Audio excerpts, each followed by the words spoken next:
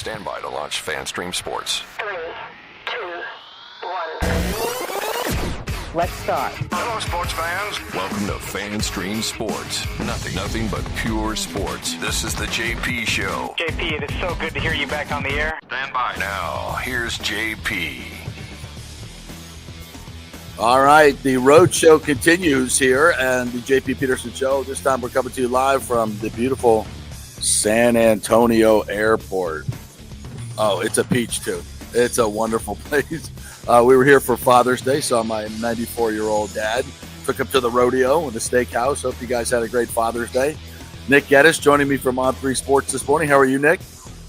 I'm doing great here back in Tampa. Hope you had a great Father's Day. Looked like a lot of fun. You're really getting a lot of wear and tear out of that cowboy hat over the last couple weeks. Well, since you mentioned, we got a new one.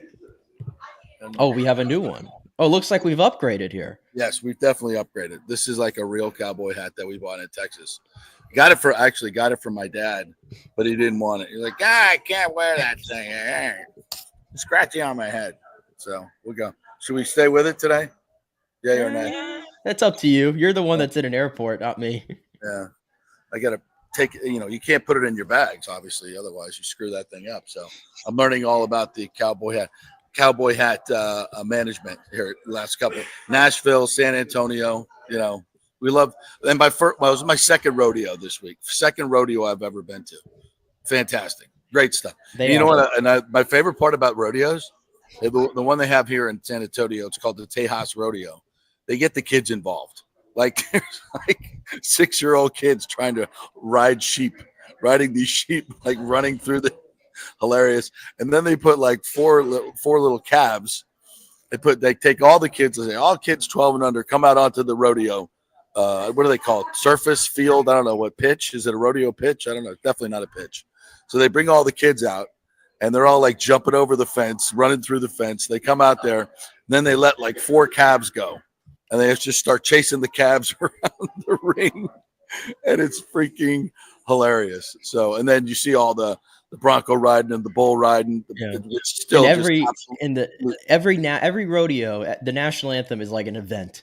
God. It's literally like an event. Like, I mean, I'm like my video? People. I did. And I'm like, most sporting events when the national anthem comes on, I'm like, all right, I got to stand. I got to take my hat off. Like, we just do it so much. I'm just like, all right, let's play the game.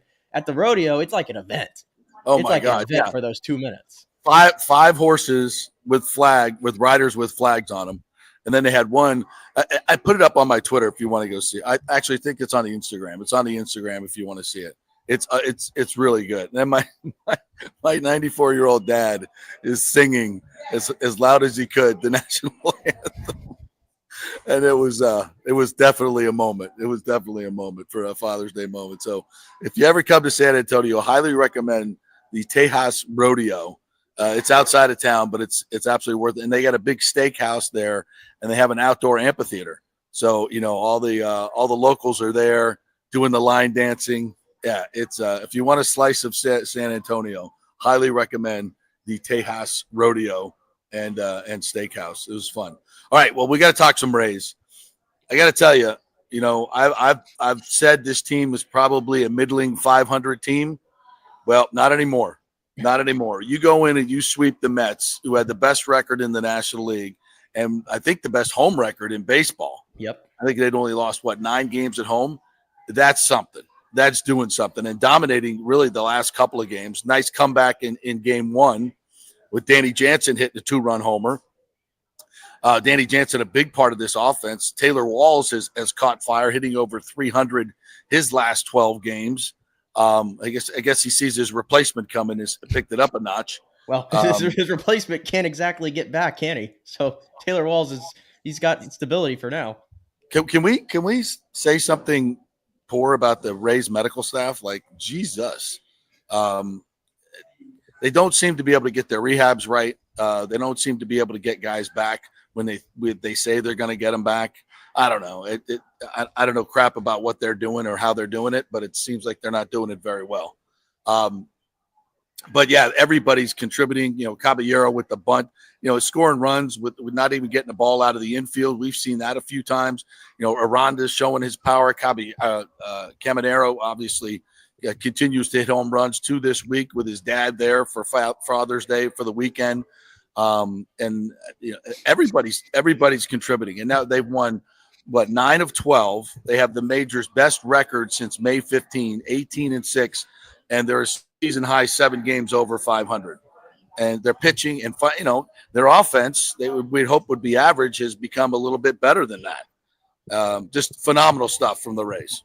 Yeah, if you go look at the numbers, I think Topkin put out this picture on his Twitter before Sunday's game. So this is even better after what they did yesterday to the Mets, which, by the way, thorough ass kicking to the New York Mets.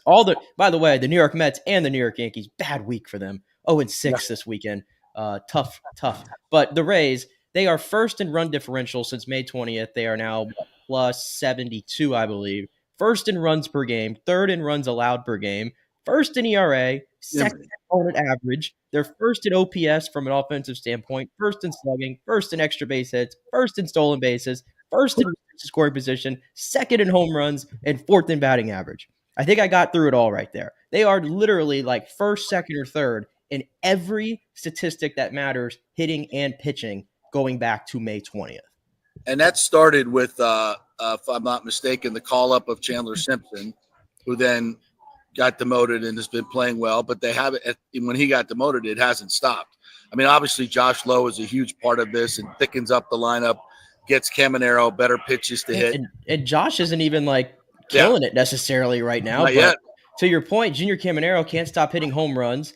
I talked a lot about a couple weeks ago, Junior had not been drawing walks. He had 9 walks in his first 60 games. And I was like, man, if you're going to be hitting cleanup, you probably need to start drawing some more walks. Well, he's got 6 walks in his last 6 games. All of a sudden, he's being really selective at the plate, and he's getting some really good at-bats, even when he's not. He didn't really have a hit, I think, for a few games before these home runs, but now he's getting on base with walks. So he's fixed that part of his game. Yandy Diaz, all of a sudden, is starting to look like the Yandy Diaz we're accustomed to seeing. And Brandon Lau's been toasty for over a month now, which doesn't hurt. Yeah, and you mentioned Caminero's walks, and one of them, came as a bases loaded walk in a key situation. And when you start taking your walks, what does that do? It makes pitchers have to come into the strike zone. And when they come into the strike zone, what happens? He hits a home run. And then you anything on the inside, you throw a fastball on the inside part of the plate, there's about a 90% chance that thing's going out of the park. He has absolutely been killing those situations. So he's just going to get with that plate discipline. As that improves, my Lord, can you imagine how good this kid can be with that bat speed?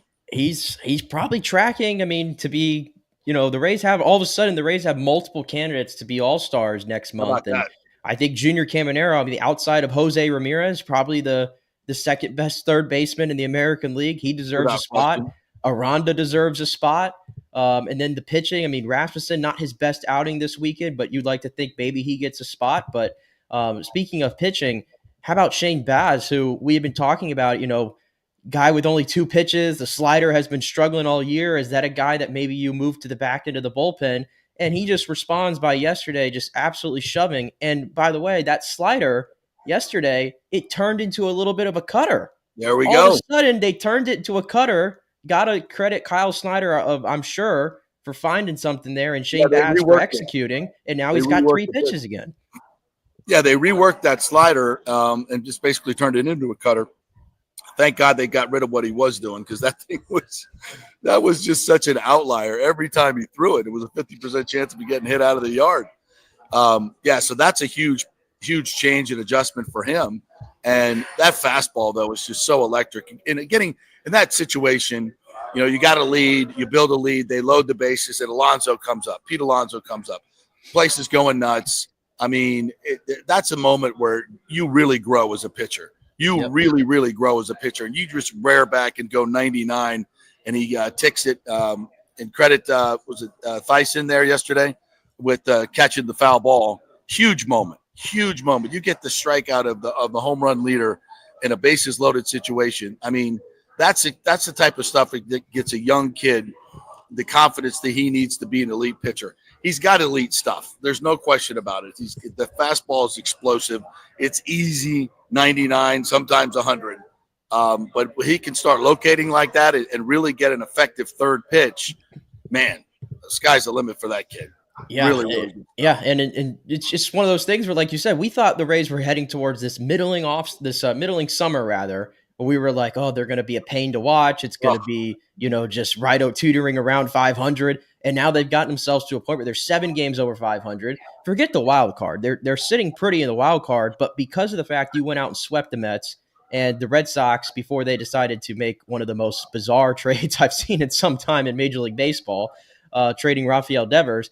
They do the Rays a solid and sweep the Yankees in Fenway. The Rays are only 3.5 games out of first place now. I know, it's crazy. Which is crazy to think about. This team at one point, I think, was like 20-26. Yep. And like almost 10 games out of first place. They're only 3.5 back right now. And only the Yankees and the Tigers have scored more runs than them in the American League. It's actually insane, the turnaround that happened so quick with this ball club. And when we go through the numbers, it's not just one thing. It's everything. Right now, the Rays quite literally are without a flaw, which is hard to believe. Yeah, they're absolutely playing well in all phases. Their defense has picked up dramatically. The bullpen has been really good. I mean, they're hitting on all cylinders. And the thing is, Nick, they can get better. This team can get better. I mean, at some point, they'll get rid of Christopher Morel and bring Chandler Simpson back up, which makes them a much more dangerous team and a much more versatile team. Yeah, they've even got this kid, Bob Seymour, I think, who leads all of the minor leagues in home runs with 16 or 17. So you want to give him a look for some pop? I don't know. But right now, it's hard to argue changing much. Exactly. But they are going to get better because Chandler Simpson will make an appearance at some point again for this lineup. But we've already mentioned he's been doing well since they sit him back down. Ha-Seong Kim, unfortunately, the hamstring tightness. I don't know what's going to happen there. McClanahan looks like he hit a little bit of a setback maybe. I know the Rays aren't necessarily calling it that, but it feels like it. But guess what? Joe Boyle is once again in the minors continuing to just throw zeros. So if he's an addition at some point, that should make you even better. Exactly. Like they are, like you said, they are going to get better. Yeah, in case of injury, they've got some depth now, which is really, really important. And as we know with the Rays, there will be injuries. So that's exciting stuff. No question about it. They're playing fantastic baseball. They will get better now as the summer goes on. As B points out here, we better sell out Monday through Thursday. School's out. Did I show that? Did it pop up? If you can pop it up, go ahead and pop it up there. Some of the comments there. Oh yeah. Yeah, we need to. I don't think we have any. Do we have any day games this week? Don't think we do. I think tonight they have a night game against the Orioles, which Zach Eflin, by the way, is on the mound in his return. So all 3 games this week against the Orioles, or 4 games rather, are all 7:30 starts. Friday's a 7:05, and then Saturday and Sunday are both 12:10. Oh, Saturday and Sunday. What are you? No, those day games are just killers. They're just killers. But hopefully we can. We need to pack the stadium. There's no question about that. There's, as we've said all year, the outside stuff is the outside stuff. And I wonder if Stu's a little pissed this weekend that his team swept his favorite team, the Mets. Do you think? He's a little upset about that? I didn't even think about that, but I'm not surprised you thought of it, though. I don't know. Was he at the games? I couldn't see. Was he? I don't know. But no, this could be a really, really fun summer, the way this team is playing. And now that they've figured out how to play at Steinbrenner Field, and that's going to turn into even more of a home field advantage as these other teams come in and whine about it, being too hot and the cramped clubhouse and all that stuff. So we should have a nice home field advantage. Yeah, I mean, they've continued to pass all the tests, but I guess if you want to say there's going to be one coming soon, because they have the luxury, they have 7 games straight here at home this week. But then they go on the road for 3 against Kansas City, 3 at Baltimore, back home for 3 against Oakland, and then they have 3 consecutive series on the road before the All-Star break against Minnesota, Detroit, and Boston. So we knew this was how the schedule was going to fall with all the home games. Now you got to play a lot on the road, but this team doesn't seem to bother them. Doesn't seem to bother them. But if you want to call that a test, I mean, they're going to have to start playing on the road almost every series now through the end of June and July. I don't think it bothers them at all, to be honest with you. Good baseball travels, home field advantage, good baseball travels, especially pitching and defense. So I have no fear of this heavy schedule. Actually, it'll probably keep them more fresh, and they don't have to play in the heat at home, right? Yeah. So maybe it works out for the best. Now that they started winning at Steinbrenner Field, you feel like they got a little bit of home field advantage, but whatever. It doesn't matter to this team. They just go out and play ball wherever they are. I love the vibe of this team, and I think it might be time to say, the changes that were made in the offseason and, Zach Littell standing up in there and taking leadership and saying we weren't playing the game the right way, all the guys that didn't need to be there that have been moved out. And I think this is much more of a Kevin Cash type team. And despite whether he's making the lineups or not, this is a Kevin Cash type team. Nobody causing issues. There's no Jose series or anything like that. I can't see there's no incidences where nobody's not running out ground balls or dogging in the outfield. You don't see those things anymore with this team. You want to throw some of the comments up there since we're on the Rays? Yeah, Sergio, is it Biltres? I'm sorry, yes, I probably Sergio. Butchered that, but good morning, gentlemen. Happy Father's Day. How about them Rays? Absolutely, as we just mentioned there. B said, all due to Stu's great leadership and motivational skills. Got to give him credit. Mike H with a good pull here. The Rays bullpen did not allow a run in all 3 games this week. Yeah, they've been, even with Manuel Rodriguez going down with his injury, they just don't skip a beat. They just do not skip a beat. Like we said, Fairbanks had a nice close on Friday night in the comeback win. That was nice. And he also mentions the Rays lead in stolen bases and second in defensive double plays. So, every stat. Caballero turned a great one. Was that Saturday or Sunday when he went into the hole, diving stop, and they turned 2 on that one. That was a fabulous double play. And also pointing out the Mets have the highest payroll with $323 million, and the Rays doing it at $79 million, which is just crazy. The gap right there, but doesn't mean that's the way you should operate. No, but you couldn't tell over the weekend though. You could not imagine tell how much better they would be at 150. Yeah, but I like it right now though. What else we got? B, it's not Daniel Rivera. What were you saying? B says I'm broadcasting from the Greyhound station. No, it's the beautiful San Antonio Airport. Look at that mural right there. Yeah, Super BN. I'm sure it's not Tampa, but it'll suffice. No, it is definitely not Tampa. no airport that I've been in has been Tampa. No, to be honest with you. No. Daniel Rivera. Good morning, gentlemen. They swept the best team in the NL. Now let's do it to the best team in the AL, which of course is. Well, I shouldn't say of course because you probably didn't expect it. It's the Detroit Tigers are the best team in the American League, and you get a big 3-game set with them on the weekend. So yeah, if you're talking about getting to the ballpark. Here we go. I haven't looked ahead to the pitching matchups, but are we missing Scooball? I don't want to see Scooball. I don't want to see Scooball either. I actually had the pitching matchups here. They're going to avoid him. Jack Flaherty, Gibson Long, and Casey Mize. So they're going to avoid Scooball. That would have been no hit alert. And then against Baltimore, you get the Zach Eflin tonight, the former Ray, and then in the 3rd game, former Ray Charlie Morton. So homecoming, little reunions this week. Yeah. All right, we're going to take our first break a little quick here today. Big thanks to the Jeeves Law Group, JEEVES They are trusted and they get results. Just go to the website and contact them for your free consultation. Non-attorney spokesman offices Tampa, St. Pete, and On-Site Construction. OnSiteConstructionFL.com presents our first hour. Go to their website. Check out all the great work and the 5-star reviews. OnSiteConstructionFL.com. Back in 3. Stay with us. Although it may seem tempting to go without healthcare insurance, the financial risk far outweighs the gain you may experience. For example, did you know if you simply broke your leg, it could cost you nearly $7,500? Put on top of that a hospital stay, you could be looking at $10,000 to $15,000. Ensuring that you don't go uncovered is so important, as according to CNBC, high medical bills are the highest contributing factor to why Americans end up taking money out of their retirement savings, or worse, find themselves filing bankruptcy. So go to don'tgouncovered.com or call 800-669-1505. Now, depending on your income, you can get plans for 0 premium. Our experts will guide you through the process effortlessly. They will shop many plans and find the one that's right for you. I called and I have full health coverage through Florida Blue for 0 monthly premium. It's a free call. So why go uncovered? It's a huge risk. Go to don'tgouncovered.com or call 800-669-1505. 800-669-1505. That's 800-669-1505.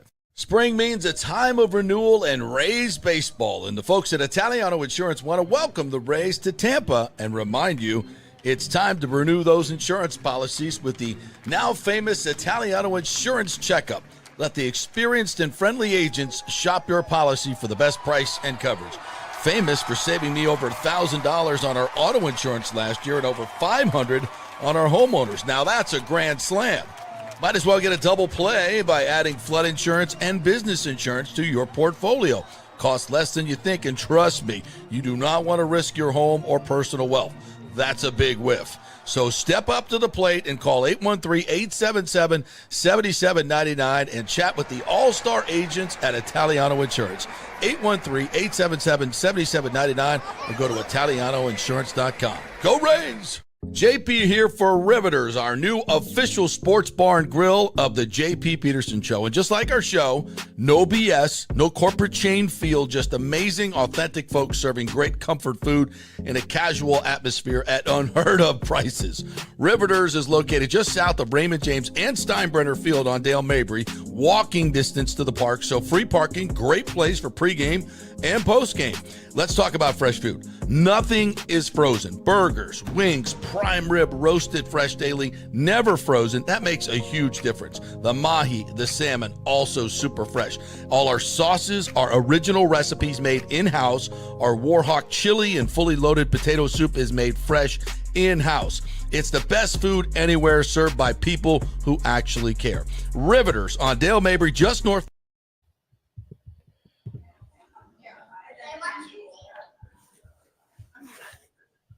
All right, welcome back. Can you hear me, Nick? Yeah, sorry for that. That was a weird entrance here, but our spots just sort of like, what do you call Our it? spots kind of stopped. They kind of like froze on me there, so I had to like, No worries. just awkwardly come back. So sorry about that. We are back. And big thanks to the good folks at the Golden Diamond Source. This month is June, and we have the birthstones of Amethyst and Moonsite and Pearl. So head on over to goldendiamond.com to get 15% off any of those if you're shopping online. And, of course, if you're going to go find a ring to pop the question this summer, as Nick and I did, we went to the Golden Diamond Source and got a great deal, a great ring, and we can always bring it back, as Nick will soon be doing, to upgrade the diamond and get full value. Maybe sometimes double the value when they run that promotion as well. So goldendiamondsource.com, you know the great folks over there, Julie and Steve Weintraub. Tell them JP and Nick sent you to get that ring. All right, we got to talk about there was one comment that I had to, if you could throw it up there from B. It's like, if we're on a win streak like this, yeah. Please, the record stew is likely to drop the payroll to $70 million. Yeah, you're not wrong. The trades are coming. We'll see. All right. So, U.S. Open yesterday. Watched it, and I was a little conflicted, to be honest. My brother was as well. I'm like, is this really what we want to see? Is this really what we want to see? I mean, I know Oakmont is the bear, and they can set it up any way they want to set it up.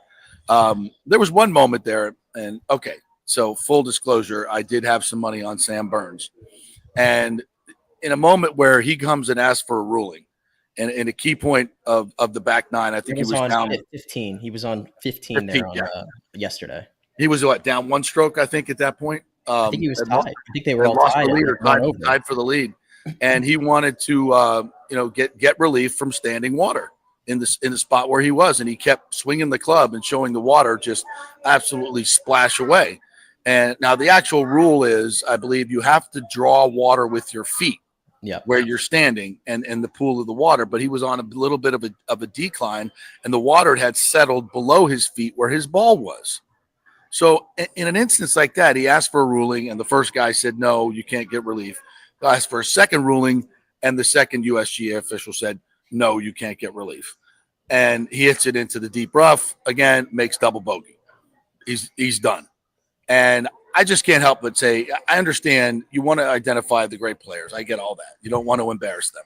But in a moment like that, is there not a little bit of of just I don't know if compassion is the word, but just I some feel like there could have been some grace, maybe, because some grace. Grace is a better word. Like these guys are like struggling like hell out there. It's raining, which makes it even worse, I'm sure. And in that moment, to not get relief, and then Kyle Porter, I think of CBS Sports, went up to where he hit the ball and was like, "This is what he was standing in," and it was like it definitely was like very unplayable. Like he had no shot at all on that approach. And then he went to the other side of the fairway, parallel to where his ball was, and it was like completely dry. And that was just like how unlucky it was. Like you hit a ball into the fairway and it's like, oh, well, good luck. Now you have to hit in this water where you have no shot, and then you're in the rough and your tournament's toast. Yeah. That said, that was the point where I said that's a little ridiculous. But it was, I think it did come down probably just to a little bit more luck than they wanted to. You hit it in the spinach. You're either going to get a lie where you can move it or you're not. And that's all luck. It's just luck. And you don't want luck to play that big of a, you just don't want that in a major championship. You want the players' skills to really decide it in the moment. Now, that said, the resilience that JJ showed throughout the entire day, bogeying 5 of the first 6 holes. Yep. That's just ridiculous. And then, we talked the putt on 18 will just go down in history as one of the greatest putts of all time. And the fact that it broke 6 feet downhill, 64 feet. The longest putt that was made all week at that moment to win the tournament. Are you freaking kidding me? And the putter was the one thing that he's talked about the most. He's been like so inside his own head with his putter, and to make that putt in that moment. Yeah, when I watched it, I thought to myself, like, wow, we literally, sometimes you don't know when you're watching it in real time. But I watched that in real time and was like, that's one of the greatest putts of all time. Yeah. That one's going to go down in history. History of the game. That will be forever remembered. And his, and then on Father's Day and his kids are there. And I guess he said in the interview, he ended up going to CVS because his daughter was throwing up. 3 in the morning was how his day started. Yeah, and he was like, maybe I was a little groggy at first. Yeah, you think? And then, but how about the drive on 17, the drivable 17th par 4? He literally almost holed it from 300 and some yards. He literally almost holed it. Yeah. The ball rolled within 3 inches of the cup and could have gone in. In a way, he is the just winner because if you go back to Thursday, JJ Spaun, he was the most consistent player, I would argue all throughout the 4 days. That's and fair. I think JJ Spaun, because, it's nothing against him, but he has 1 win on the PGA Tour and it was 3 years ago. And he's not a household name. I think a lot of people were thinking, okay, how is he going to blow this? Eventually, JJ Spaun is going to fall down this leaderboard. It's going to be too much for them. That's usually how it is, especially at the U.S. Open of all places. And he had his best according to what that course had to offer. I think he finished 1 under or even for the entire tournament. He was the only one to finish under. And like you, I'm conflicted about that. I really am, because I don't know. I found this stat this morning, and it was said that 1,541 players have teed it up at Oakmont for a U.S. Open in the 10 tournaments held there, and only 29 of those players have finished the week under par.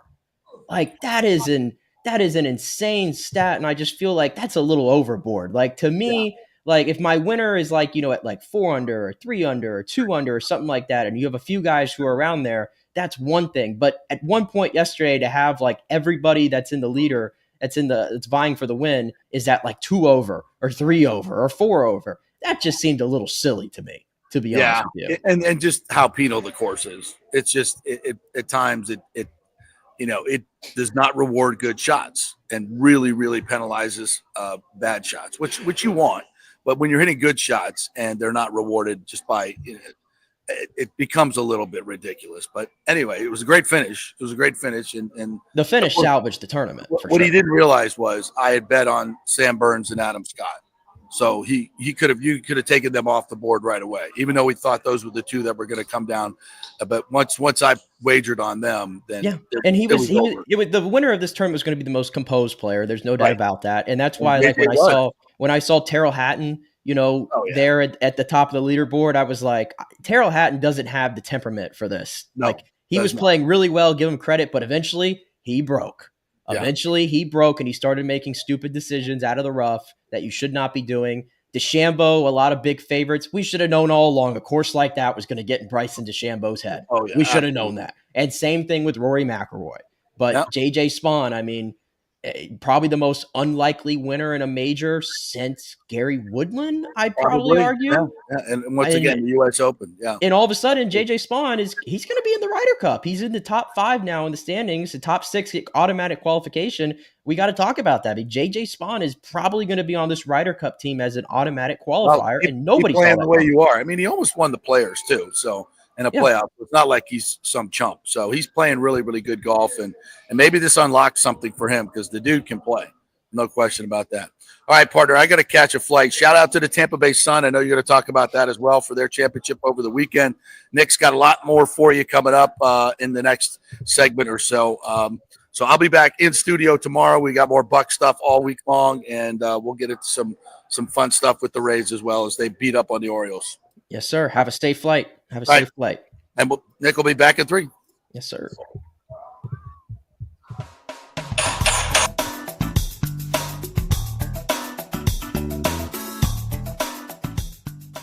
Hey, JP here for my concierge medical professional, Chris Lugo, PA. You've heard him on the show for a couple of years where he shares invaluable medical, nutritional, and supplement advice.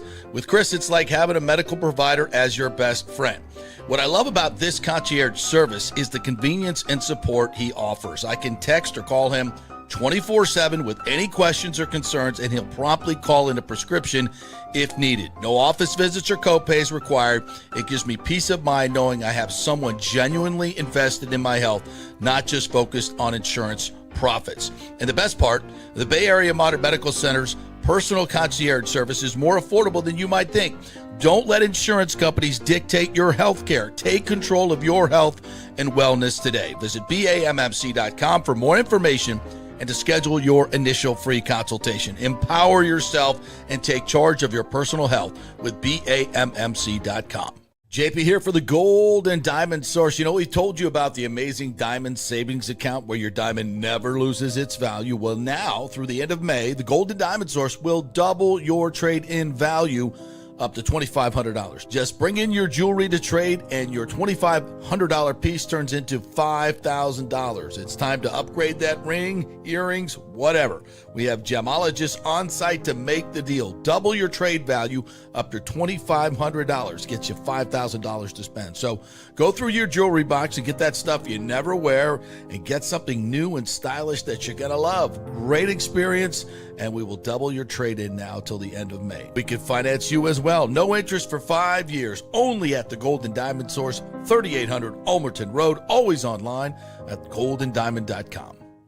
JP here for the Jeeves Law Group and my man Scott Jeeves, who lives right here and has long been a highly respected member of our community. He's a proud sponsor of the Tampa Riverwalk. Jeeves Law Group is also a proud sponsor of our Grand Central District in St. Pete and has neighborhood events throughout the year. He has an office on Central Avenue in St. Pete and one on South Howard in Tampa. You can't get more local than that. So when you need an attorney, you're going to hire some huge firm that advertises all over the state or the one that supports your favorite sports show. It's the Jeeves Law Group. We're local, we're trusted, and we get results. For personal injury and personal attention, call us for a free case evaluation. That's 8889-JEEVES. That's 8889-JEEVES. Hey, Tampa Bay, it's time to get your AC unit ready for summer. And here at Third Generation Plumbing and Mechanical, we recommend getting ahead of the game, keeping your family cool before the hot summer months with one of our maintenance agreements in the hopes of avoiding the dreaded emergency service call. Our maintenance agreements include, we'll test the electrical components, check and tighten high and low voltage wire connections. We'll check the refrigerant for manufacturer's performance levels, test thermostats, calibrate if needed, clean the evaporator coil and condenser coil, and clear and treat the drain line and drain pans. Just call us at 813-961-8024 for the special rates, and a human will actually answer. 813-961-8024 or go to thirdgenerationplumbing.com. Let's go. Right now, back to the show on FanStream Sports. All right, welcome back to the JP Peterson Show. here on a Monday, the day after Father's Day. Hope all the fathers out there had a great day being celebrated. You guys absolutely deserve it. And thank you guys for, of course, tuning into the show this morning. And shout out to JP for joining us there for the first half hour as he spent his Father's Day over in San Antonio, and he's going to make his way back today, and he'll be back for the full 2 hours tomorrow and for the rest of the week as well. So thank you to him. Had a good discussion there about the Rays in the first hour, and of course, some U.S. Open talk as well. And, sort of just expounding on what we were just talking about there, the U.S. Open, and sort of the conflicting feeling that I personally had with this golf tournament and this golf course all week. And I understand, Oakmont, this is the 10th time now that it's hosted the U.S. Open, and it's got this reputation for being maybe probably, no doubt about it, the toughest golf course that these guys have had to play through. And the rain on Sunday making it even that far worse. And I even heard, I think Justin Thomas, who did not make the cut here at Oakmont, like many other favorites coming into this tournament, did not have a good weekend. But he was talking on Twitter yesterday that this could have been worse. Like if the course had been really firm, this would have been even more of a disaster. And I don't know how much worse it could possibly get. But I am conflicted about this. You can't control what the leaderboard says, but I think if you're a casual golf fan, you probably wanted to see Scotty Scheffler at the top of the leaderboard. You wanted to see Rory. You wanted to see Bryson. You wanted to see Rahm. And, Scheffler, I know, ended up finishing top 10 for whatever that means at 4 over. And I think Rahm did as well. But yeah, it wasn't exactly the most entertaining golf tournament, I guess is the way to put it, that I've seen. And I can't help but think if you're a spectator and you're there for, whether you were there for 4 days or you were just there for 1 day or whatever, I wonder how that experience was, because the entire tournament on TV just felt like there was a lack of juice. I'm not saying I don't want to see guys 20 under or something crazy like that winning a major tournament. I'm not saying that, but I think there needed to be a happy medium somewhere. And Oakmont, unfortunately, was just not going to provide that. I'm very curious to see what the TV ratings side of this was going to be on NBC. I think they did a fantastic job on their coverage and made it feel like a big event and whatnot. But yeah, I would be great with not having to watch golf at Oakmont for a little bit. And I think a lot of people shared that same sentiment yesterday. Some people didn't. Some people enjoyed watching this and enjoyed watching some of the best players. You could make the argument that because the course was so tough, it challenges the players, obviously, to get really creative with their approach shots and the way they have to approach the green and everything. And that's true. But I don't know. That was a slog of a tournament to get through. But it was saved. It was absolutely saved just a bit by that putt by J.J. Spaun to win the U.S. Open. And here was the call from NBC yesterday. Just an incredible 64-foot putt to win the U.S. Open with his family in attendance. Don't need to make it. 2 putts.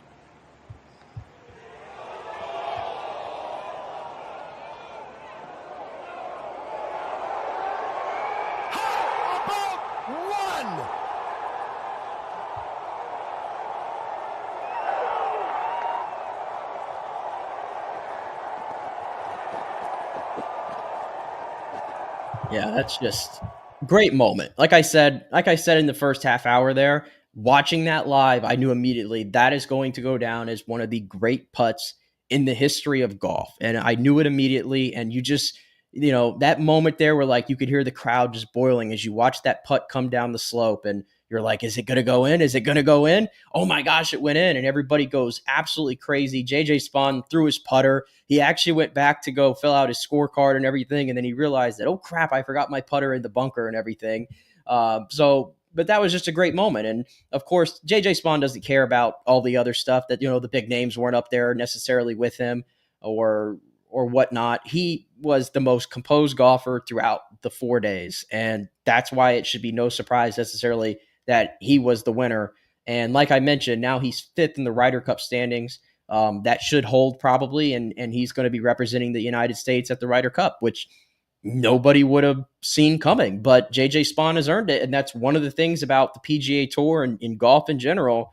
You have to earn it. You can't rest on what you did, a year ago or 2 years ago or 5 years ago or what your world ranking is. Once you get out and you play these tournaments, you either produce or you don't. And that's how this is decided. So, yeah, JJ Spaun earning a spot on the Ryder Cup team. Nobody would have saw that coming. So, great moment for him.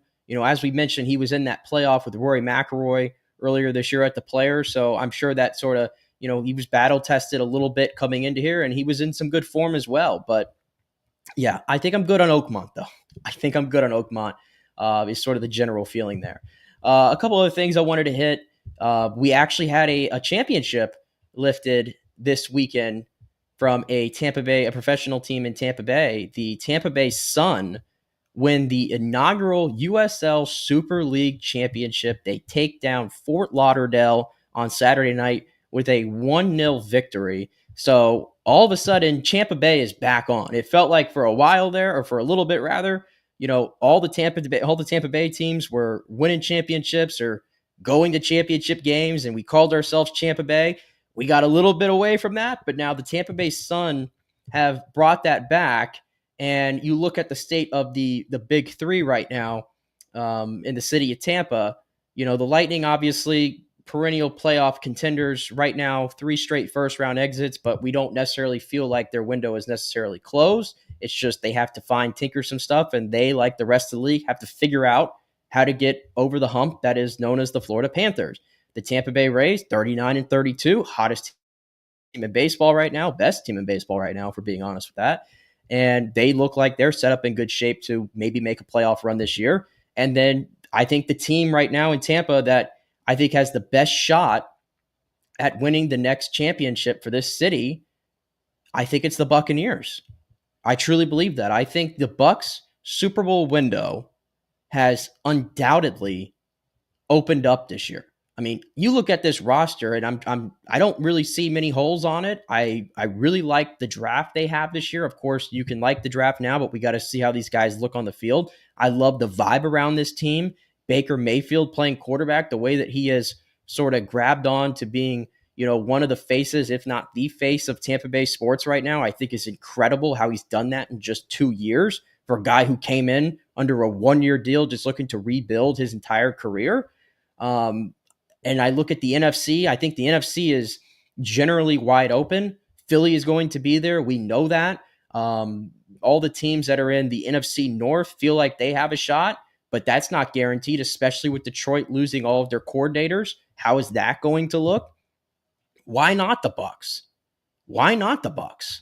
I truly believe the Bucs Super Bowl window is open, and I think of the 3 teams next, if you were to ask me who's going to be the next one to get back to a championship game or win it, I think it's more likely it's going to be your Tampa Bay Buccaneers. So I would say all things considered, you have to love the state of where Tampa Bay sports are right now when these 3 teams, even 5 years removed from their championship wins. So good stuff, obviously, there for the Rays. I want to get to some of the comments right here. Nathan Elliott, thank you for tuning in this morning. Heading to McDilto to meet Buccaneer rookies. Go Bucs. Absolutely love to hear it. Beast said, USGA too serious. Golf needs to be fun and entertaining. And I would say there's a happy medium there. There's a happy medium there for sure. I think this was a little too extreme this weekend. I think a lot of people would agree with that, but we got the great moment. As Daniel Rivera pointed out, the weather delay helped span here. 96-minute delay helped refocus him and switch flip for him. Yeah, the delay was a big part of it for sure. I think it hurt Sam Burns a little bit and it hurt some other guys, but JJ Spaun, nothing was going to deter him yesterday. It felt like nothing was, and so that's a good moment for him. Christopher Cole chiming in, and this is a good segue here because he brings up a trade. Remember, the Cubs and Pirates have had discussions on what it would take for a Paul Skeens trade to the Cubs. I can make the argument right now that Paul Skeens, who might just be the best pitcher in Major League Baseball, probably the best start to a Major League career as a pitcher that we've seen maybe since Doc Gooden, back in the 80s. He's phenomenal. But the Pirates, not so much. And I don't trust anything that organization does. Never feels like they're interested in winning baseball games. I know they say that they would never trade Paul Skeens, but if you're Paul Skeens, you probably have to look around and say, do I really want to commit here long term? Do I really want to do that? And I'm not so sure the answer is a resounding yes there. So certainly we'll see what happens. But you brought up the trade, so I wanted to bring it up here. And obviously this has some effect on the Rays as well, being that it took place in the AL East. Yesterday, out of nowhere, Robert Murray of Fansided just drops a bomb midday yesterday that Rafael Devers, the Red Sox all-star third baseman, is being traded to the San Francisco Giants in a package which includes Jordan Hicks, Kyle Harrison, and others. And we found the others to be James Tibbs, who Florida State fans know very well. He was a first-round pick last year after a big-time career at Florida State. But yeah, this one was bizarre because the Red Sox by no means are like out of it at all, actually. I know the Red Sox haven't been playing up to their standard necessarily, but they've won 5 games in a row. They're 8-2 in their last 10, and they just went out and swept their rival in the New York Yankees in a very convincing fashion, by the way. And they're only a half game out of first place. Like, it's not like the Red Sox are 5 games under 500 or they're 6 or 7 games out. Like, this is just, this is so bizarre on so many levels for me. Now, if you're a Rays fan, you probably don't care one bit that Rafael Devers is no longer in your division. And that's true. That's great for the Rays because it feels like, now not having Devers in that lineup, you look at the Red Sox and you go, well, there's not really much there right now, especially with Bregman being on the IL and they have a lot of young kids playing. And outside of Garrett Crochet, the pitching just has not been good enough for them this season. But to trade a guy that you literally just gave, I believe, a 9 or 10-year contract to, so you have him locked up for basically the entirety of his career, to flip him to San Francisco after you're coming off, you're playing your best baseball that you've been playing all season long. You're half game out of the postseason right now. It's just a truly bizarre move. And the Red Sox, this is kind of what they've been doing lately, though. The Mookie Betts trade in 2019, probably the most unpopular move that the Red Sox have ever made, and it's going to go down as one of the worst trades in MLB history. And you see the impact that he's had on the Dodgers and the way the Red Sox have sort of floundered since they made that trade. There's no coincidence. And then to 6 years later, do the same thing with Rafael Devers. It's just really odd. And I saw a lot of Red Sox fans yesterday were having a complete meltdown on social media, and rightfully so. Like, this is the Boston Red Sox. Like, this isn't like the Mariners or the Rays or, the Pirates. It's not one of these teams that you've seen do this before where it's like, okay, you can kind of understand why they're doing this to an extent, right? This is the Boston Red Sox. And the Red Sox, it's like no longer do I view them as like top of the food chain in MLB anymore when it comes to prestige as a franchise or how much money that they can dish out or the feeling that they can go land any big free agent or make any big move that they want. They're no longer in that echelon anymore. It's the Dodgers, it's the Yankees, it's the Mets, it's the Padres, it's the Cubs. The Giants have been trying to get into that level for some time, but they've had a hard time getting a player to sign on to them. And so Buster Posey, new GM, says, screw it. We're just going to go make a big trade and we're going to go land one of the premier left-handed hitters in all of baseball. And so now you look at their lineup and it's a lot more thick with the name Rafael Devers in the middle. And they're playing in what probably is the toughest division in baseball right now in the NL West. So they feel like they can make a run. But this is not what you're accustomed to seeing the Red Sox doing. But now this is 2 big trades they've made. And the interesting part of this is there's an underlayer to this of why they might have made this move. And I think it's more conspiracy right now than actual like fact or anything, but I do think it's fascinating. The Fenway Sports Group, for those who don't really follow international soccer as much, there's a player and his name is Florian Wirtz, and he is transferring from Bayer Leverkusen in the German league to go play for Liverpool, the best team in the English Premier League. And it's for 150 million, which is an English Premier record for a transfer. And he's a great player for those who are not familiar with him, obviously.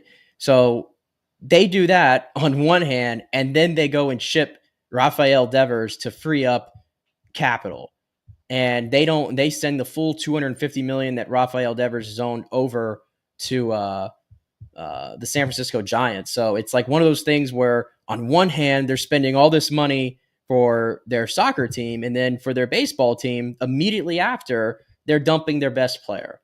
Coincidence? Is it conspiracy? Is there any facts behind that?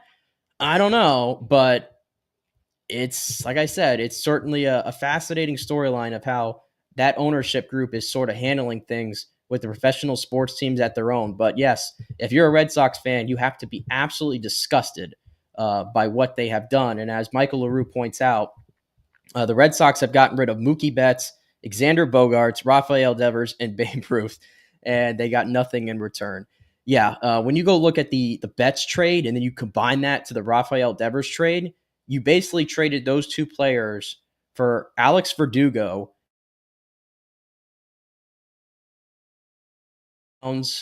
Kyle Harrison,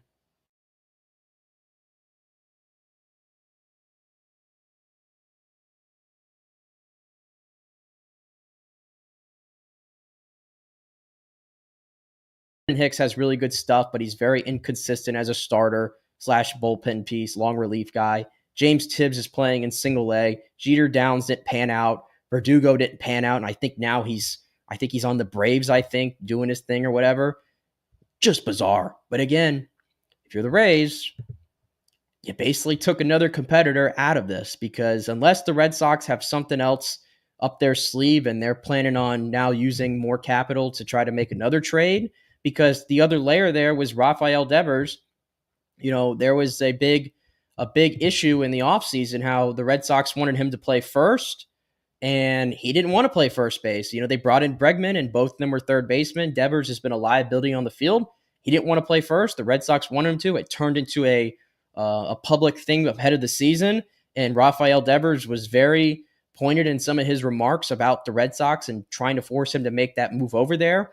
Then Tristan Casas gets a big injury, their first baseman, and it's like, well, maybe it's time for Devers to suck it up and go place first. It didn't happen, so I don't claim to know the inner workings of that clubhouse. Maybe there was more to it than what we're seeing, and that's a great player going out for, what I would think is probably a middling return at best. But the Red Sox took themselves out of it, and if you're the Rays, you have to love this, because you took another competitor out of it. And this was just a great weekend for the Rays. The Rays they sweep the best team in the National League in the Mets. The Yankees lose 3 in a row. The Blue Jays got swept as well. They were ahead of the Rays going into this weekend. That's no longer. They have absolutely, they've cracked the code and they've figured out their own stuff, and all the other teams around them are floundering right now. So if you're the Rays, perfect opportunity to continue this run and see what you could do. So good weekend for the Rays.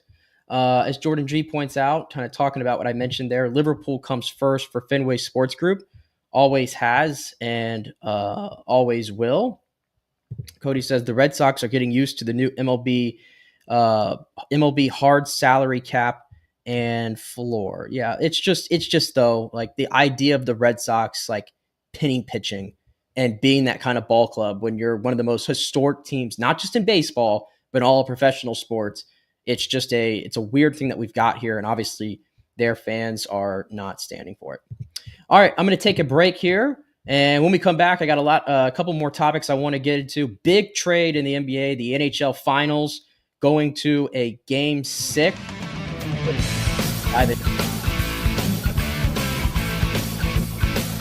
Really bothered me in the NHL away from the Stanley Cup Final, and it involves your Tampa Bay Lightning. I'm going to get into that as well on the other side.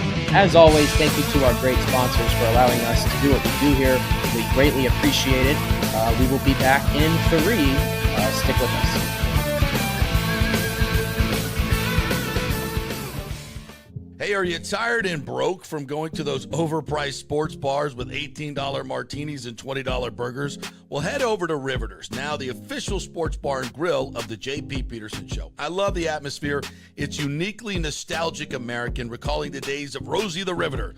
The staff is incredibly friendly and welcoming in a laid-back, casual indoor-outdoor setting.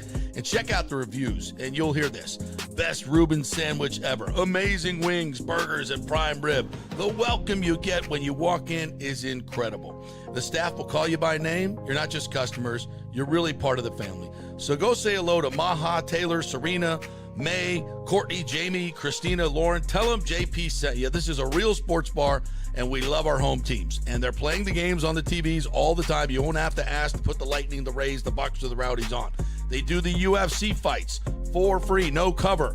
Big screens and TVs everywhere. It's the place to watch sports in Tampa. Great fresh food, amazing staff, great drinks, insane happy hour, 3 to 7 every day. Race season is here, so make sure you stop by Riveters before or after the game. It's just north of 275 on Dale Mabry, just south of Steinbrenner Field. See you at Riveters. JP here for the Gold and Diamond Source. You know, we told you about the amazing Diamond Savings Account where your diamond never loses its value. Well, now, through the end of May, the Gold and Diamond Source will double your trade-in value up to $2,500. Just bring in your jewelry to trade, and your $2,500 piece turns into $5,000. It's time to upgrade that ring, earrings, whatever. We have gemologists on site to make the deal. Double your trade value up to $2,500. Gets you $5,000 to spend. So go through your jewelry box and get that stuff you never wear and get something new and stylish that you're going to love. Great experience, and we will double your trade-in now till the end of May. We can finance you as well. No interest for 5 years. Only at the Gold and Diamond Source, 3800 Ulmerton Road. Always online at goldanddiamond.com. Although it may seem tempting to go without health care insurance, the financial risk far outweighs the gain you may experience. For example, did you know if you simply broke your leg, it could cost you nearly $7,500? Put on top of that a hospital stay, you could be looking at $10,000 to $15,000. Ensuring that you don't go uncovered is so important, as according to CNBC, high medical bills are the highest contributing factor to why Americans end up taking money out of their retirement savings, or worse, find themselves filing bankruptcy. So go to don'tgouncovered.com or call 800-669-1505. Now, depending on your income, you can get plans for zero premium. Our experts will guide you through the process effortlessly. They will shop many plans and find the one that's right for you. I called and I have full health coverage through Florida Blue for zero monthly premium. It's a free call. So why go uncovered? It's a huge risk. Go to don'tgouncovered.com or call 800-669-1505. That's 800-669-1505. Spring means a time of renewal and Rays baseball, and the folks at Italiano Insurance want to welcome the Rays to Tampa and remind you it's time to renew those insurance policies with the now famous Italiano Insurance Checkup. Let the experienced and friendly agents shop your policy for the best price and coverage. Famous for saving me over $1,000 on our auto insurance last year and over $500 on our homeowners. Now that's a grand slam. Might as well get a double play by adding flood insurance and business insurance to your portfolio. Costs less than you think, and trust me, you do not want to risk your home or personal wealth. That's a big whiff. So step up to the plate and call 813-877-7799 and chat with the all-star agents at Italiano Insurance. 813-877-7799 or go to ItalianoInsurance.com. Go Rays! Let's go. Right now, back to the show on FanStream Sports. How about this? Big news has just come across my timeline here on Twitter. One of the only undisputed GOATs in sports. I don't know if I'd call this a sport. I think I'm going to call it a sport, actually. Joey Chestnut, the greatest competitive eater of all time, I think. Certainly the greatest naked hot dog eater of all time in competition, is back. He has announced on his Twitter that he is returning for the 4th of July hot dog eating contest after he was not involved with the contest last year because of some weird dispute about sponsorships and which hot dogs he could eat and which hot dogs he couldn't eat. I didn't even know this stuff existed in hot dog eating contests, but we did not get Joey Chestnut last year. Patrick Bertoletti won it with 58 hot dogs eaten, but with all respect to him, he's not Joey Chestnut. Nobody is. And 4th of July, we all sit around the television or wherever we are, in our patios or our parties, wherever we're doing on the 4th of July. And we always are looking forward to watching Joey Chestnut do an insane feat. We did not get that last year, and he's going to be back this year. So the 4th of July is going to be great again. The 4th of July had a big void in it last year, and now it's filled. Joey Chestnut going to be back at Coney Island. So that should be fun. That should be fun. Shout out to Joey Chestnut. All right, as we continue on, I want to talk a little hockey. You guys want to talk about a little hockey? I'm going to talk a little hockey here. I'm going to get to the Stanley Cup here in just a second because I'm enjoying the hell out of these NHL playoffs. If you're a hockey fan, how could you not be, right? And this Stanley Cup has been great. So I'm going to hold off on that for now. But I want to get into the NHL awards. I think it was Thursday or Friday that the NHL had its award show. It wasn't necessarily like a big presentation. They just sort of announced the awards on TNT. And obviously a lot of Lightning players were up for awards. Victor Hedman finishing, I think, 4th or 5th in the Norris Trophy voting. Andrei Vasilevsky finishing 2nd in the Vezina voting to Connor Hellebuck. No surprise there whatsoever. But I want to talk about the Hart Memorial Trophy, which of course is the most valuable player in the league by the writers, the hockey writers who vote on this award. Let me start out by saying that if you wanted to vote for Connor Hellebuck to win the MVP, and 81 voters did, and he won it. He won the Vezina and the Hart in the same year. I think he's the second goalie to do that since Carey Price did in 2015. That's fine. He had a great year. The Winnipeg Jets were basically wire to wire the best team in the National Hockey League during the regular season. That's fine. If you wanted to vote for Leon Draisaitl to win the MVP, that's fine. I completely understand that. Hell of a player, as we see in the Stanley Cup Finals. But my main issue with this is not that Nikita Kucherov did not win the MVP award. It's the fact that he got less votes than the man who came in 4th, and that's Nathan MacKinnon. And when I say less votes, I mean less first-place votes. And I'm really scratching my head at this one. In what metric did Nathan MacKinnon deserve to have more first-place votes than Nikita Kucherov? Nikita Kucherov played 1 game less than Nathan MacKinnon. He had 4 more points. I understand. Now, this is not shade against Nathan MacKinnon whatsoever. I guess I'm just a little, ticked off about it because last year's MVP chase was the entire way through. It was down between MacKinnon and Kucherov. Kucherov, MacKinnon, MacKinnon, Kucherov. Which film are you going to pick? They both were worthy of winning it. In the end, Nikita Kucherov was the guy who ended up having more points than Nathan MacKinnon did last year. And he did not win the MVP. And I think a lot of people felt like, well, it's because Kuch is Russian or because of the all-star nonsense. The writers don't love him. He's a little bit of a grump, blah, blah, blah. But this year, for him to finish behind MacKinnon when it comes to first-place votes, and he only had 1 more total point than him in the voting, I think it's disgraceful stuff, to be honest with you. And I continue to just cannot believe that a player of Nikita Kucherov's caliber, and not even just of this generation. And you look at the numbers, you watch the games, this is one of the great wingers in the history of the sport. Let me say that again. This is one of the greatest wingers in the history of the sport. No other winger has had 100 assists in the history of this league. Nikita Kucherov did that last year. He continues to be the driving force of this Tampa Bay Lightning team. And I think Ryan Callahan, former Lightning player, now on ESPN analyst, hit the nail on his head. It hit the nail on the head with his tweet over the weekend. He said, Kuch robbed of Hart.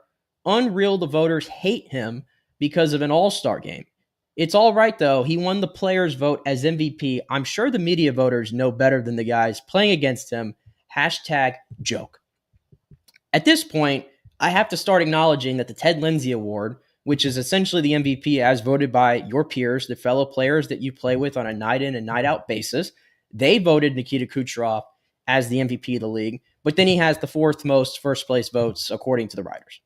I mean, how else am I supposed to take this other than the fact that there is a bunch of writers across this country and in Canada as well who are holding a gripe against an all-time talent because of he didn't take the all-star skills seriously. Like anybody is really it's like as if anybody's not taking, or like he's the only player that doesn't take all-star weekend serious. Newsflash. Most of the players that showed up to the all-star game for years, they would have rather been on holiday. They would have rather been going to vacation. They would have rather been anywhere than at the all-star game. But Nikita Kucherov is the guy that's been singled out as the one who like broke the all-star game, and now we can no longer do it. So maybe you guys should be thanking him because that gave us essentially the Four Nations, which was a fantastic best-on-best tournament that we got in place of the all-star game. I just don't understand this. Like, this guy is unreal when you look at his numbers and when you look at by the time he's done playing, and he turns 32 in I think 2 days actually. Nikita Kucherov does, and so he's by no means is he done being one of the best players in the NHL. And I understand he's already got a Hart Trophy and everything, and you could say, well, is he really disrespected? He's won all the other awards. Right now, he absolutely is. He absolutely is. This isn't, and they don't vote on this stuff in the playoffs, so you can't hold the fact that he struggled in the playoffs over the last 3 postseasons against him. This is a regular season award. And you cannot tell me that for the last 2 years, the output that he's had, for that not to yield a Hart Trophy is just insane to me. It really is. It's like last year, I think a lot of voters decided, well, it doesn't matter what Kucherov does. He could finish with 10 more points than McKinnon. He could finish with 15 more than him. It doesn't matter because this is McKinnon's year. He's never won it. We're going to vote for him. And this year, it felt like it was him being punished for what happened at the All-Star game last year. It's just petty nonsense. It really is petty nonsense, but I guess we really shouldn't be surprised. And the most important thing is for us who are in this market, fans of this team, those who watch this team day in and day out during the season, we know the talent of Nikita Kucherov. We know that, and despite some of the people in this fan base who I understand were very emotional after the season came to an end against Florida in 5 games, the 3 straight playoff defeats in the first round, I understand everyone was emotional and people tried to pin this on Nikita Kucherov. I myself said that what he put out there was unacceptable. I will stand by that, but it does not change the fact that the Lightning are a far better team with Nikita Kucherov than without him. Anybody who said that they needed to trade him after the season, I think was so off base, and you were just very emotional after what happened. There's no way you can actually believe that. The Lightning would never, and I mean ever, trade Nikita Kucherov, and they would be ridiculous and stupid to do it. And I know Julian Breezeball would never. That's just an aside. But most of us in this fan base know the talent we have here with Nikita Kucherov, and I think he's getting jobbed tremendously when it comes to this award voting stuff. But again, the players recognized the type of player he was, and they gave him the Ted Lindsay. So I guess we'll take it. Some comments about that. Bucks, Rays, and Bolts chiming in. What does Cooch have to do to win the MVP? I don't know at this point. I really don't know. If I had to guess, he probably won't win another one unless he has like a 30-point gap or something ahead of the next highest finisher. Jordan G, I said, I know it doesn't factor in the playoffs and awards, but Cooch doesn't show up in the playoffs. I wish he was more clutch when it matters. Regular season darlings are aggravating as fans. I mean, listen, Jordan, I see your point, and I just mentioned it there. Does Nikita Kucherov need to be better in the postseason? Yes, he does.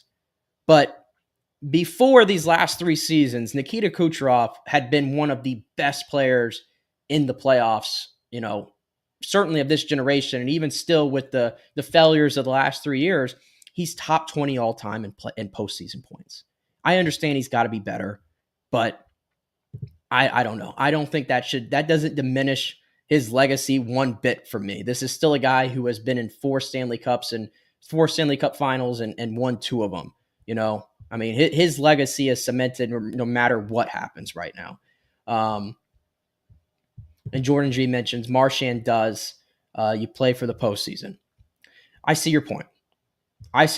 But by no means does that mean there was any real credible argument to be made that, it's time to trade Nikita Kucherov, because there quite simply is not an argument there at all. But as you mentioned there, you did mention Mr. Brad Marchand, and that's a great transition to the Stanley Cup final.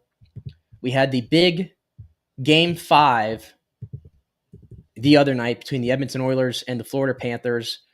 Who was going to get a stranglehold on this series?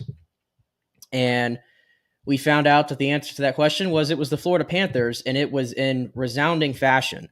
I felt like that game, coming off 3 overtime games in the first 4, there was a lot of hype in that building, for sure.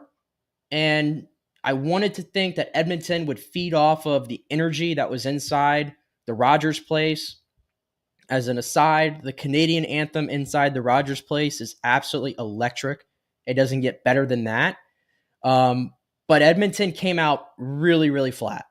They came out really, really flat. And I don't think Florida really came out much better. I think the effect that those 3 overtime games had on both teams showed in that first period.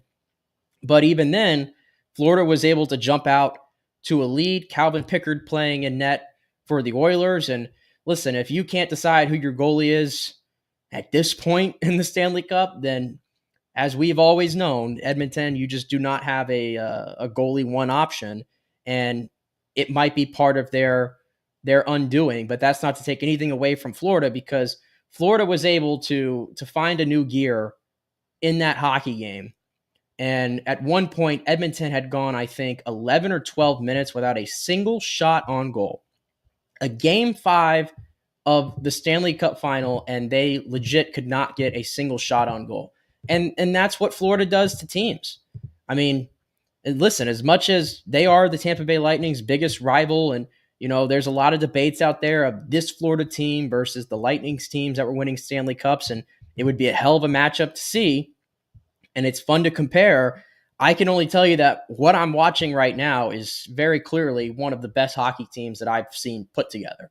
I mean, top to bottom. And I think, we all know about their stars, Barkov and Kachuk and Sam Reinhart and whatnot. But here's Sam Bennett. Sam Bennett has 16 goals in the playoffs.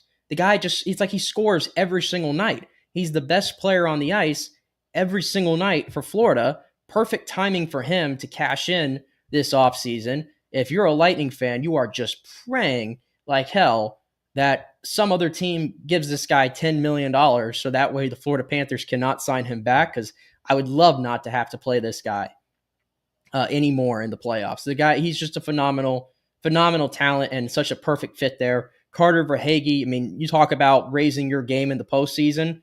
Carter Verhaeghe does that every single time he gets into the playoffs. Phenomenal player. And then Brad Marchand, as you had mentioned, Jordan G. Listen, I mean, if he was on your team, you would love him. If he's not on your team, you hate him. But you can't deny the fact that Brad Marchand at 37 years old, I felt like this year he was sort of starting to show a little bit of a dip in his game. And I think what happened here was Boston had an overall dip in their game, and maybe that rubbed off on him. You talk about needing a change of scenery and sort of igniting a new fire under a Hall of Fame player like a Brad Marchand. He's been a perfect fit. That third line between him, Lundell, and Luosterainen, I mean, this is one of the best third lines that I've ever seen assembled in hockey. And that, to me, has been the difference in this series. A lot has been made about the fact that, Connor McDavid has no goals. Well, he's still got like 8 or 9 assists, and you can tell every time he has the puck, there's an emphasis on you have to stop McDavid, you have to stop McDavid.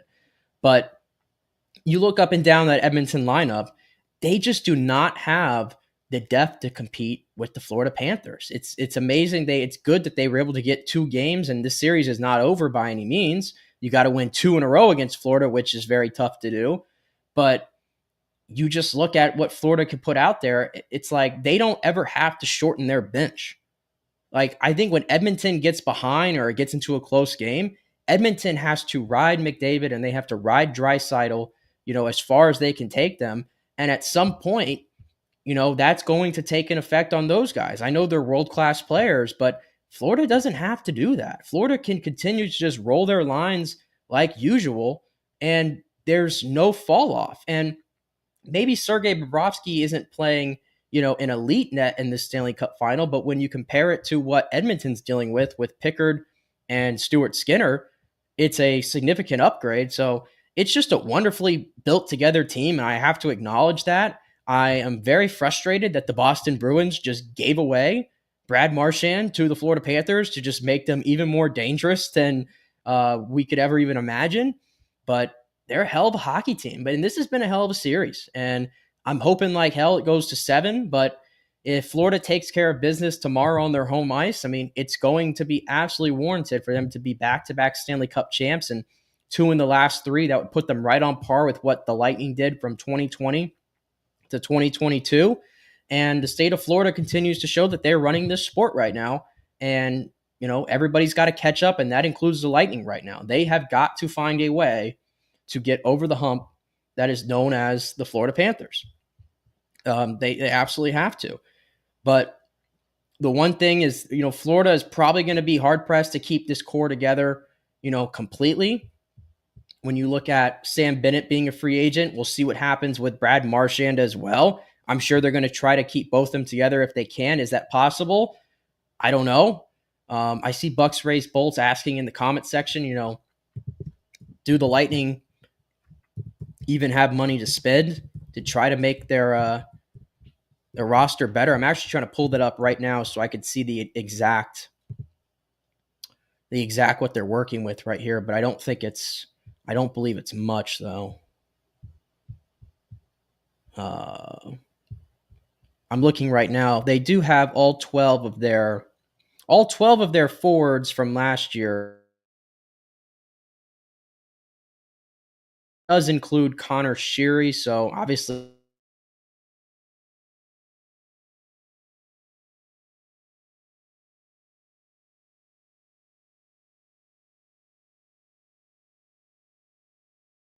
based on what I saw last year, I don't need to see more Nick Perbix in a Tampa Bay Lightning sweater. They signed Max Crozier to that 3-way contract for cheap. Same thing with Jack Finley. So maybe those 2 guys come back into that lineup. It doesn't feel like it's going to be an offseason where you're going to see the Lightning make a big move like last year where they were trading Sergachev and they were trading or not signing Steven Stamkos and they were bringing in Jake Gensel. I don't see a move like that out there for the Lightning. I think it's going to be a little bit of tinkering to their bottom 6 and maybe adding another defenseman because, I know everybody wants to see the Lightning take a big swing. Well, they did that last year. You can't do that every single year. I don't think they have the flexibility necessarily to do that at this moment in time, even when you look at the salary cap going up just a little bit. But, it's a fair discussion to be made. Can the Lightning get over that hump that is known as the Florida Panthers? And every team right now in the NHL has to answer that question because they are unlike anything that I've seen clearly since the Lightning and before that. So, but it should be a fun series. It's been a fun series, I should say, rather, and I'm hoping it goes to 7. But again, tomorrow night, Game 6 down in Florida, a chance for Florida to win the Stanley Cup on their own ice. So certainly be watching.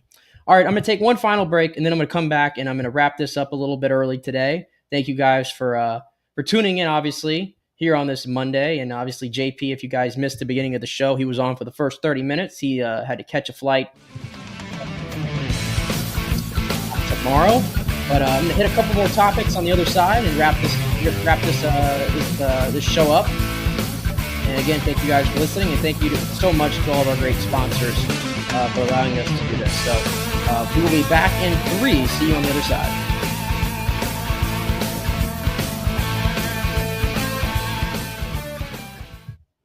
Ciao, Paolo Tini here, owner of Caffè Paradiso, voted number 3 People's Choice Award on Open Table. I want to thank all our loyal family of customers that have been enjoying our great traditional Italian dishes we make from scratch every day. It's a great family story we're proud of. Our family moved from Rimini, Italy in 1984. My dad, Caesar, started Donatello, and that's where I got the start in the restaurant business. I started Caffè Paradiso on South McDill in 1995, and we've been there ever since. From our traditional ossobuco, a veal slow roast for 4 hours, to our daily fresh catch, the Gruppo Paradiso, with a piccata sauce and lobster claw meat, homemade pasta like lasagna, farfalle salchicha, which is a bow tie pasta homemade with fresh sausage. Hold on a minute, JP's favorite. I love it. So come and have a glass of wine with me on South McDill. Get a reservation on Open Table and see all our 5-star reviews. Ciao, see you soon at Paradiso.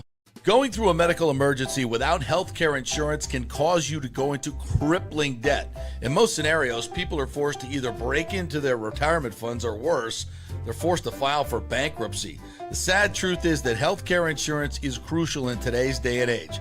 Look, I get it. Many of you think you're never going to get sick and health insurance is really expensive. Well, we can help you out with that. Depending on your income, we can find great plans and huge discounts. God forbid you get cancer, a car accident. It could literally ruin you financially for life. So make the call and find out. Even though the open enrollment period is over, you may have some qualifying life events that can help you get covered right away. It can be very complicated, a very intimidating process, but we can help. Go to our website and check out all the 5-star reviews about our helpful agents. Go to don'tgouncovered.com or call 800-669-1505. That's 800-669-1505. JP here for Riveters, the official sports bar and grill of the JP Peterson Show. We're located just south of Ray J and Steinbrenner Field, so it's a great pre- and post-game spot, and the happy hour is amazing. Monday through Friday, 3 to 7. Check out these specials. $3 Bud Light drafts, $4 domestic bottles, $5 wells, $6 premium wells, $6 cocktails like margaritas. It's unheard of. And the Riveters food is freshly made daily. No freezers. Happy hour food specials include $3.50 tacos and barbecue sliders. $6 you get edamame or chips with the beer cheese, which is amazing. $8 buffalo chicken dip, my favorite. The truffle fries, chili cheese fries, also $8 at happy hour. As well as other specials throughout the week, including Taco Tuesdays, you get $3 tacos, and Wing Wednesdays, 7 o'clock to 1 a.m. in the morning, you get our amazing wings, 5 for $5 and $5 wells and wines. That's a good Wednesday night. So if you're tired of the preppy, overpriced, generic sports bars, come see the amazing, friendly bartenders and staff at Riveters, where customer service really matters. Riveters, just south of where the Rays and Bucs play. We'll see you there. JP here for my friend Jason Fawcett, owner of On-Site Construction. They do residential and commercial renovations and new construction. As a leading home builder and general contractor, On-Site Construction prides itself on transforming homes through superior craftsmanship, dedication to client vision, and an unmatched commitment to quality and service. It's about building relationships. We take the time to understand our clients' needs, preferences, and budgets so that we can deliver a personalized experience tailored to their unique vision. From the initial designs to the final touches, we're there every step of the way, ensuring that the end result mirrors your vision. Here are some testimonials from happy customers. G. Gibson says, no hidden costs, very honest, reliable, creative, and communicates well.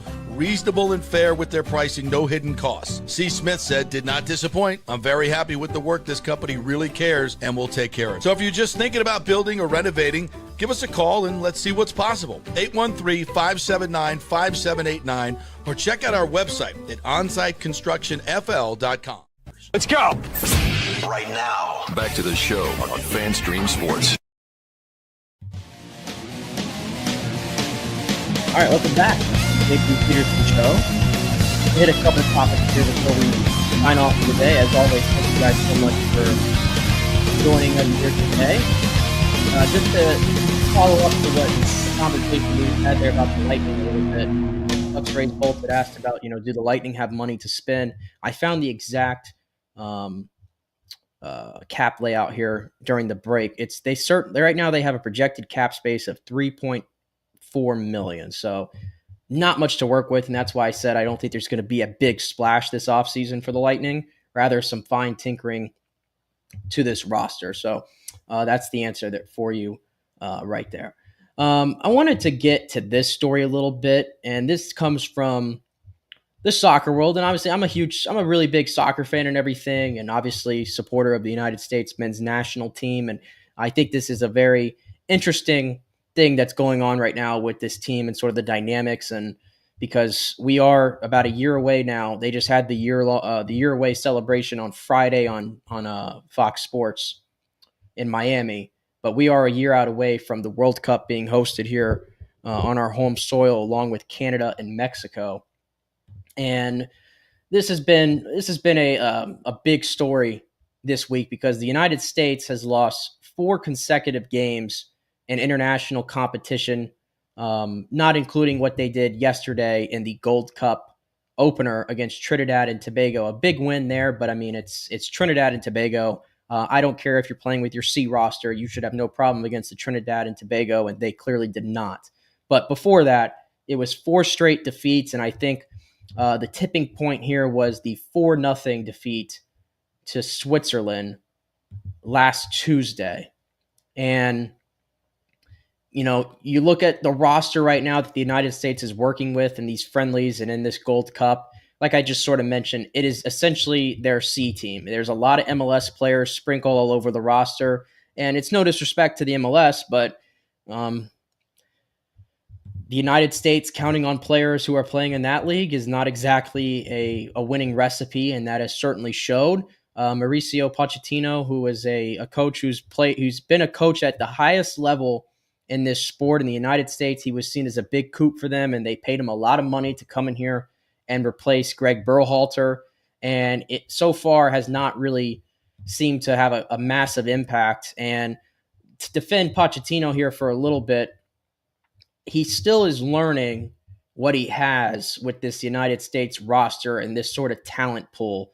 And he hasn't really had a chance to really have too many games with what I would consider the A group, the ones you're going to see by the time we get to the World Cup next summer.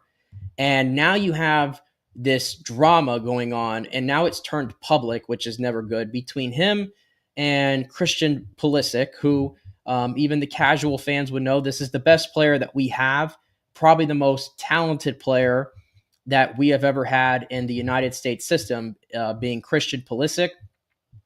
He opted not to play in the Gold Cup for the national team, and he cited the fact that he felt like he needed some rest after 2 grueling seasons at AC Milan over in Italy, where he was one of the best players in the Italian league.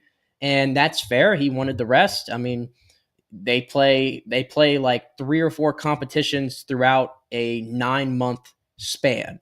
And the Gold Cup has never really been seen as a tournament that is, heavily prioritized by the Federation or some of the other teams in CONCACAF. So I understand it from that standpoint, from what Pulisic said, or his reasoning rather for why he's not playing. But then you had the criticism that was started last week from Landon Donovan, saying that he was basically disgusted at the fact that Christian did not show up to play in these games and some of the other players and instead chose to go on holiday. And you saw Clint Dempsey sort of echo that criticism, Alexi Lawless, Tim Howe, all the former players, the ones who are now analysts, all basically said the same thing. And Christian Pulisic then went on a podcast and said that he did speak to the coaches, and I asked, and I wanted to be a part of the team in whatever capacity I could. They said no. They said they only wanted one roster, and that's a coach's decision. I fully respect it. I did not understand it, but it is what it is. I wanted to be a part of that, but that's just the way things went. So he comes out right there and says that he did not understand Pochettino's decision to not allow him to play in the 2 friendlies leading up to the Gold Cup. And Pochettino said he wanted the one roster to play in the friendlies and the Gold Cup. And then Pochettino continued this past weekend when he spoke to the media. He said Christian explained why he only wanted to be involved in the 2 games, and I respect it and I understand him, but I don't need for him to understand our decision.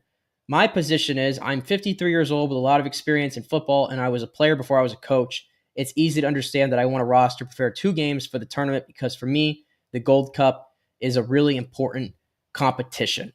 And then he goes on to say, I think when I signed my contract with the Federation, it said that I am the head coach.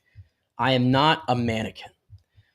So this is getting pretty ugly quick here. And this is the last thing that the United States needed a year out from the World Cup. And I see a lot of people trying to come to the defense of Christian Pulisic. And let me be the first to say, I'm not going to be that guy today because I don't care that Christian Pulisic is the most talented player that we've ever had come out of this country. I really don't, because at the end of the day, what have Christian Pulisic and the rest of these players who we love to tout are now playing in some big clubs in Europe, what have they accomplished in the national team to dictate them calling the shots?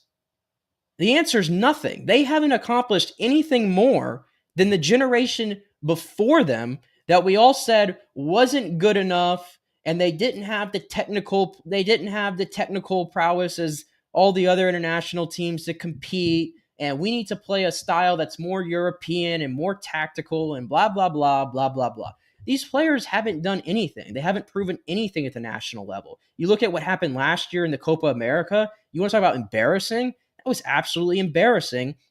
And it basically showed what the United States' level is right now. And they're not even close. They're not even close to some of the other teams around the world. And the way things are set up right now in the World Cup, do they strike you as a team that can go on a run? They strike you as a team that can get out of the group stage and then win a knockout round? Not really. Not really. But I find it, puzzling that a lot of people are going after Pochettino and, accusing him of getting into a rift with the star player. This is professional sports. Christian Pulisic, and this is so true in soccer that a lot of other sports, really don't abide by. Nobody is bigger than the badge, and in this case, nobody is bigger than the United States national team. Not Christian Pulisic, not Weston McKennie, not Tyler Adams, and insert any other starting player on this roster. They're not. Everybody complained that the players seemed to have too much authority when Greg Berhalter was in charge, and now they go in and they bring in a legit head coach, a guy who has coached at Paris Saint-Germain. He's coached at Chelsea. He's coached at Tottenham. He's been in a Champions League final. I'm not saying he's the greatest coach in the world, but he's got a long resume to tell me that he is a really good coach. You bring him in for all this money, and now we're like trying to, say that, oh, he needs to go. He needs to go. He's fighting with the best player on the team. No, he's being a coach. Like he said, he signed his contract to be the head coach, to not be a mannequin, to not be someone that just rolls over at the players' demands. Isn't that what we want? How are we ever going to move forward as a country with this sport? We have been so stagnant for the last decade, just about. Ever since the failure of not making the 2018 World Cup, we've been so stagnant. And we try to think that, oh, we're progressing, we're getting closer. No, we're not. We're right now we're spinning our tires as a country. And to me, I don't see the buzz for the World Cup in 2026. Maybe it'll come as we get closer. We're still a year out. Things move very quickly in this country. The news cycle, people probably won't start to, get excited for it until we get a few weeks away or when the tournament actually arrives. But right now, there's no excitement at all. It doesn't matter what they did yesterday in the Gold Cup.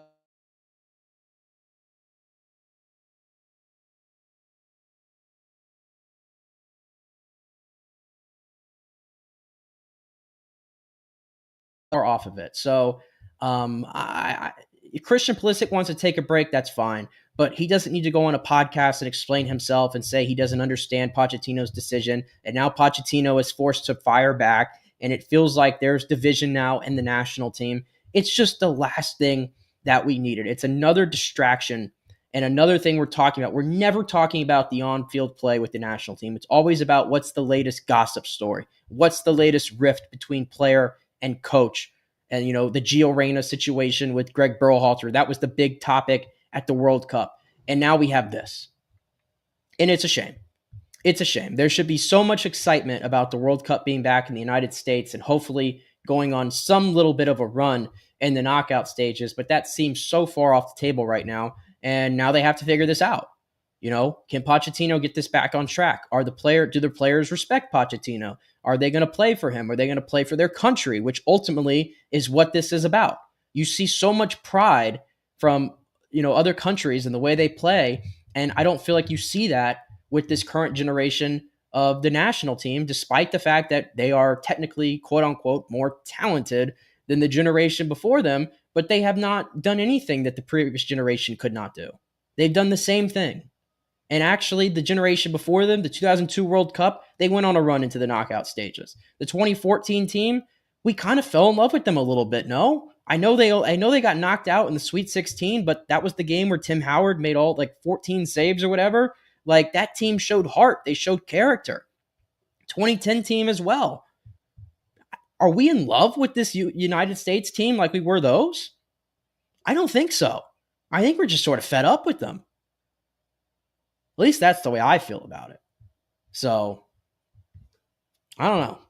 We'll see. Let's see if they can even win this Gold Cup with this roster they've put together. But that's my piece on that. And with that, I'm gonna bow out today. Lady Evil actually said, I miss Jurgen Klinsmann. Isn't that funny how we've gotten to that point where some people are saying they miss Jurgen Klinsmann and people were trying to run him out of town, back then. But such is the state of affairs with the United States soccer.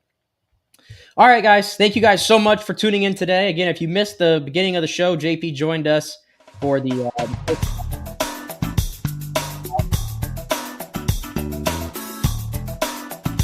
as we speak, hoping for safe travels for him. He'll be back tomorrow with the full 2 hours with Tim Ham, and they have a lot to dive into as well. Rays, Orioles tonight kick off a 4-game set. Zach Eflin making his return to face his former team in the Tampa Bay Rays. So should be a fun one there. Get out the Steinbrenner tonight and cheer on the best team in baseball at this moment. Thank you guys so much for tuning in. JP will be back tomorrow, and I will see you guys next Monday. Have a great day in beautiful Tampa Bay.